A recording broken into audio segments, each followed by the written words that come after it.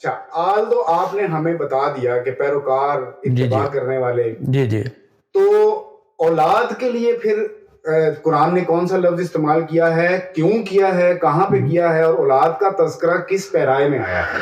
ہاں دیکھیں، اولاد کے لیے قرآن میں ذریت کا لفظ استعمال ہوا ہے۔ قرآن کہتا ہے وَإِذِ ابْتَلَىٰ إِبْرَاهِيمَ رَبُّهُ بِكَلِمَاتٍ فَأَتَمَّهُنَّ قَالَ إِنِّي جَاعِلُكَ لِلنَّاسِ إِمَامًا قَالَ وَمِن ذُرِّيَّتِي قَالَ لَا يَنَالُ عَهْدِ الظَّالِمِينَ، کہ اللہ تعالیٰ نے جب حضرت ابراہیم علیہ السلام کو آزمایا اور وہ ان آزمائشوں پہ پورا اترے تو اللہ نے کہا اے ابراہیم ہم تمہیں دنیا کا امام بنا رہے ہیں۔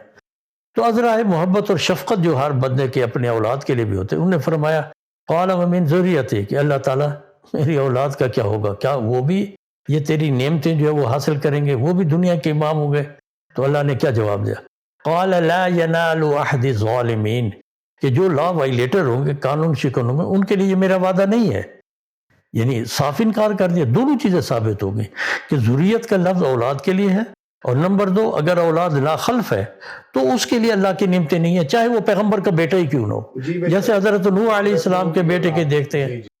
تو یہ بات ہے۔ تو اسی طرح جو ہے پھر ایک اور جگہ وَهُنَالِكَ دَعَا زَكَرِيَّا رَبَّهُ قَالَ رَبِّ هَبْ لِي مِن لَّدُنكَ ذُرِّيَّةً طَيِّبَةً، کہ زکریا علیہ السلام نے وہاں دعا کی کہ اے اللہ تعالیٰ مجھے تو نیک اولاد عطا فرما، ذُرِّيَّةً طَيِّبَةً، نیک اولاد۔ تو اولاد کے لیے جب دعا کی جاتی ہے یا کوئی بات اس کے لیے ذریت کا، وہ تو نماز میں بھی جب آخری دعا، ہاں جی، والدین کے لیے بھی وَمِن ذُرِّيَّتِي، جی بالکل آپ نے اچھا ایڈ کیا، وہاں بھی ہم کہتے ہیں میری اولاد میں سے، وہاں آل نہیں کہہ رہے۔